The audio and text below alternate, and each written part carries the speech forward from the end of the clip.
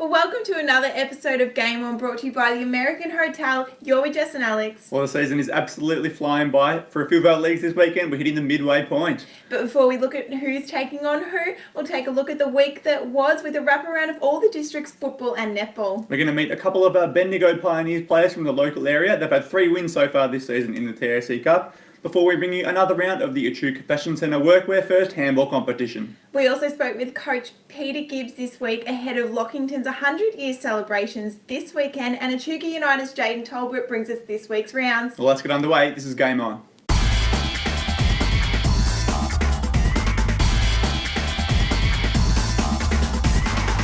Well, let's get into this week's footy, starting with the GVL, where Echuca were able to hang on for a 48-43 win over Mansfield. A really good win for Echuca. Mansfield, they're a very strong side who might not have too many wins, but they have a way of making every game really tough for their opponent and been very tough to beat.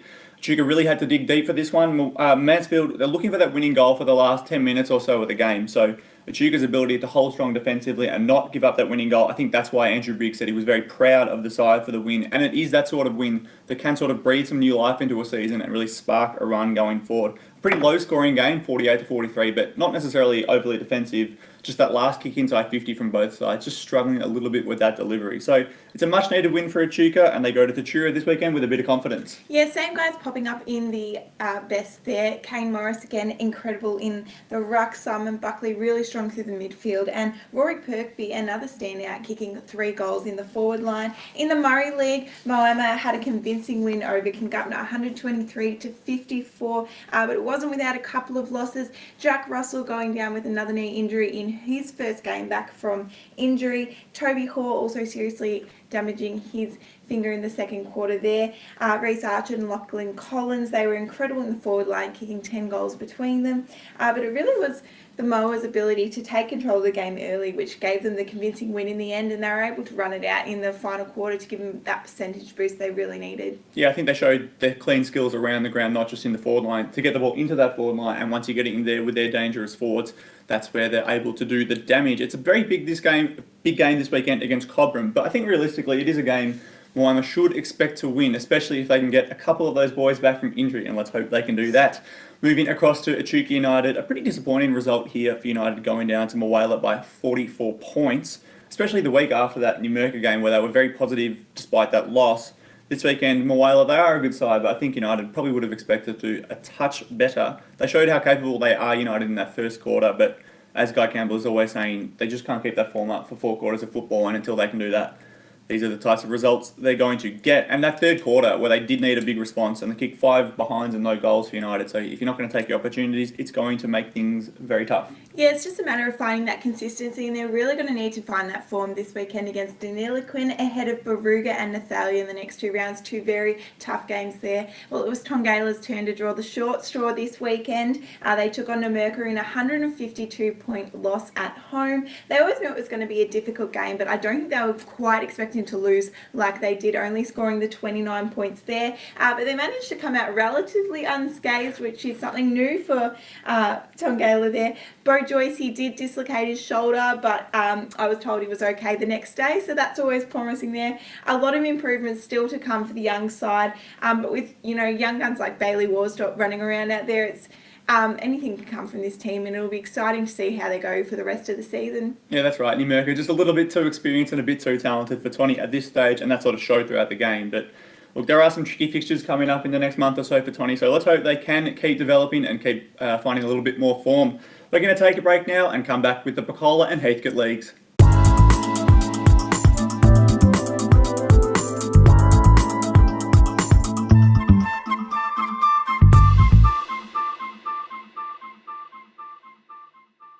Welcome back. In the Pecola and District Football League, Pecola United with a huge 137-point win against Yarrawee, and as we expected, it was always going to be a relatively comfortable win for United, and they made sure of that very early in the game. 90-point lead by the half, and they did have that chance to sort of experiment in the second half. Players able to try out their second or third preferred roles within the team. And I think John Varco didn't really want to reveal too much about what had worked and what hadn't, but I think he might have found a couple more options, handy options going forward. Moving across to Mathaura, best chance of a win for them in a while, but they couldn't quite hang on against Jerilderie with a 14-point loss there.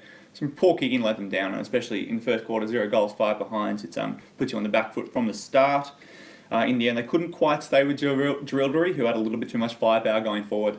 Yeah, and in the Heathcote District League, Leachfield-Gumbow shook off their loss against North Bendigo the previous round with an impressive 82-point win over third place White Hills. That's knocked White Hills into fourth, actually, and kept Leachfield-Gumbow in second place. Matty Perry, he kicked 5 straight in the second quarter to give him the lead of the goal scoring in the Heathcote District League, and another incredible performance from the entire side there. So they'll be having plenty of confidence this weekend as they head in to face Lockington-Bamawm United, who on the other hand couldn't seem to find much rhythm against Goulburn at the weekend, going down by 78 points.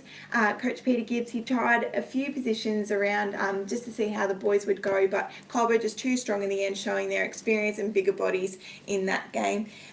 Nick Knight, he was unstoppable up forward. They really were able to match him in the middle, but as soon as he got up forward on the ground, they just didn't have that one strong defender to really be able to shut him down. They've got another big task this weekend, like I said, against Leachfield-Gumbow, who's shown a lot of form this season. It's the club's 100 years celebrations on Sunday, so Lockington will be looking to have a good showing there. We actually caught up with Coach Peter Gibbs and Vice President Colin Bacon ahead of that game, just to see how they're going to go this weekend. Oh, it's a massive weekend for the club. We're under no illusions. Leachy are a quality side, and they've got talent on every line. So we know when we play our best footy, we can do it for short periods, but we need to lengthen that out, and we need to make sure that that we maintain pressure on the opposition. So Saturday's just open house. A lot of old fellas are coming back on the Saturday where there's a bit less crowd, and then we're playing Leachville on the Sunday. Netball and football, and then the Sunday night there's a reunion dinner down at the community centre or hall at Lockie. So yeah, at this stage we've got quite a crowd coming back. Well, thank you to both the coach and the vice president for catching up before a very big weekend for the club. And if you do have a chance on Sunday, please do get down and support the club there. We're going to take a break now before we meet our first Bendigo Pioneer.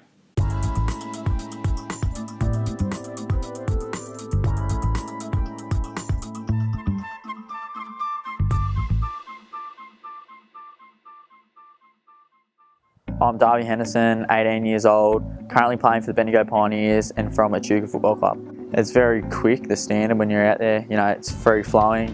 They've sort of designed the rules that way.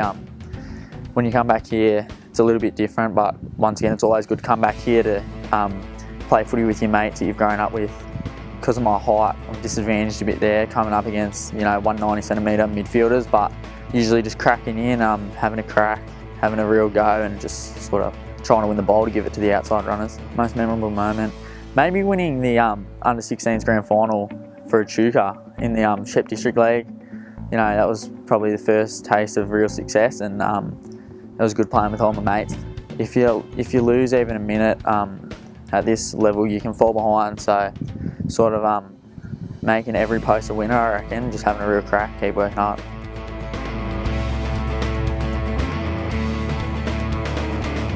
Thanks, Darby. A pretty short guy there, but plenty of potential, and it'll be really interesting to see where he ends up. Absolutely. We're going to move across to the netball now, starting in the GBL, where Echuca able to get a second straight win, 56-32 against Mansfield. Again, a very good start, which is what you need, and they were able from there to consolidate their lead every quarter, winning every quarter again for the second week in a row. So Meg Road, Abby Bolden, Erin Hill among the best players there, but I think quite a few good performers across the board. So now they're right in the hunt for that top 6, 3 wins and 4 losses, and there were probably a couple more games in there where they could have taken the victory, but I don't think they're thinking about finals just yet, just taking it 1 week at a time. Well, one team who's got no worries about getting into the finals, and that is Moama. They finished the round with their 8th straight win in the Murray League. Last year's grand finals from Ballara, they managed to get 14 straight wins at the start of the season, and Moama are well and truly on their way with a 38-goal thrashing over Kingupna on Saturday. Their versatility again shone through. Alex Daly moving into the mid-court into wing attack. She usually plays that wing defence role, but she really showed a lot of consistency there in wing attack. And Georgia Grove, she was accurate as ever in the goal ring. That's right, and one team that is starting to emerge, maybe as a little contender for that premiership, is Echuca United. 32-goal win, and that makes it 6 straight wins for their A-grade side. So things really picking up in recent weeks for United, and they're flying up the table now into 3rd position. So they attacked really well, but the defence, again, very strong on the allowing 26 goals. So things looking very good for United, and they are, as I said, emerging as a contender. Yeah, look, and Tony, they're another contender for that final spot, but they'll be pretty disappointed with their performance at the weekend. They went down by 2 goals in the final minutes to Echuca, and it was a bit of a strange game, one that surprised me because the girls looked like they fit in the final quarter, which is something we're not used to seeing from Tongala. They're usually such fighters in the Murray League. They just couldn't seem to get the ball down the court. Once they did get into their goalers, they did manage to score, but they had too many turnovers in the middle of the court, and it makes it really hard to win games when you just can't find that rhythm and control. In other games, Alex, did you want to tell us what happened there? Yeah, we'll run through the other games from the weekend. Leachville-Gunbower showing a bit of promise, but they ultimately couldn't quite hang on against White Hills, going down 55-35. LBU, pretty tough ask against Goulburn, and they lost by 37 goals. And another loss from Mathara, going down 56-36. Well, hopefully Mathara can start to find some form later on in the year, but let's take a look now at this week's fixtures with Jaden Talbot before meeting our next pioneer, Mitchell Kemp. Hi, my name is Jaden Talbot and I play at under-14s for Echuca United Football Club. In the GVL League this week, Echuca will travel to play Echuca. In the Murray League, Echuca United will play Dinnerly away. Miami will host Cobram and Tongala will play Moala away. In the Heathcote League, Leachy Gunbower will play LBU at Lockington on Sunday. Bacola will play Denny Rose at home, and Mathara play Tokemwell away to round off the Bacola League.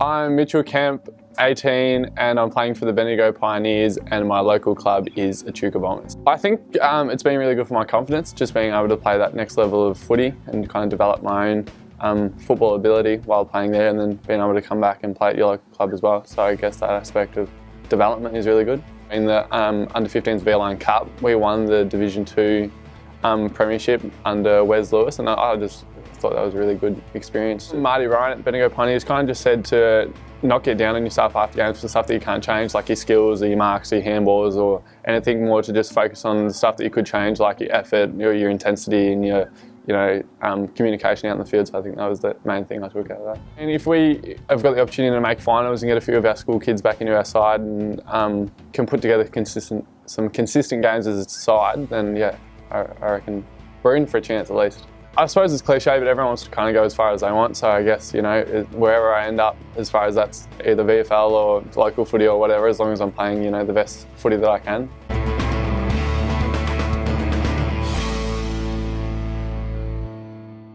Well, it's been fantastic to meet a couple of the area's rising football stars. We're going to meet some more young stars now, but they're a little bit younger. Another round of the Echuca Fashion Centre Workwear First handball competition. Hi, we're here at Echuca South Oval for the third round of Echuca Fashion Centre Workwear First handball competition. Same rules apply, 3 handballs each, highest 2 go through to our semi-finals. We're joined this week by the Goulburn Campaspe team from Echuca United Football Club. Let's meet them now. G'day, I'm Riley. Hi, my name's Bo, Trev, Ricky Ridley, Rocky Ebley, Caleb Hoyling.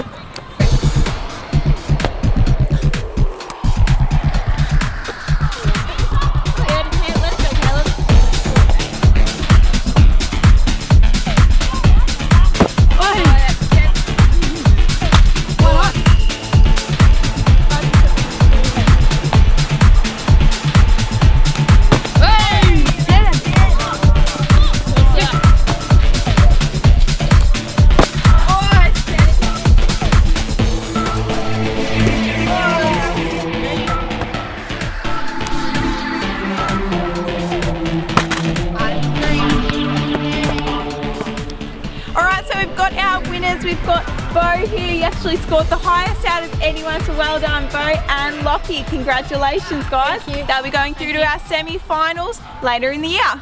Well, that brings us to the end of another episode. Be sure to tune in next Thursday to riverineherald.com.au to find out who our next Vic Country star is. And be sure to grab your edition of Monday's Riv to see if you're the American Hotel's next face in the crowd. And keep watching now to check out all the best photos from the weekend's football and netball.